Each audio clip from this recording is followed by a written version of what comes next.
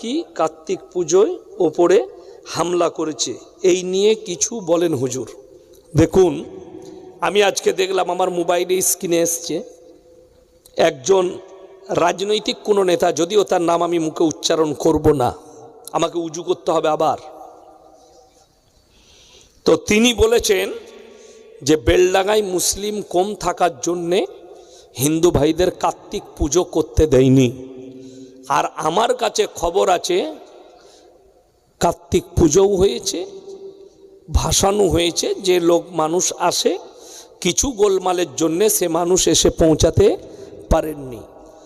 অথচ এরা একটা প্রোপাগান্ডা ছড়াচ্ছে, অরিজিনাল ঘটনা তো কেউ বলছে না। দেখুন, আমি কালকের জলসায় পরশুর জলসায় বলেছি, মুসলমান ভাই আপনাদিকে এমন হতে হবে যে আপনার দ্বারা যেন কেউ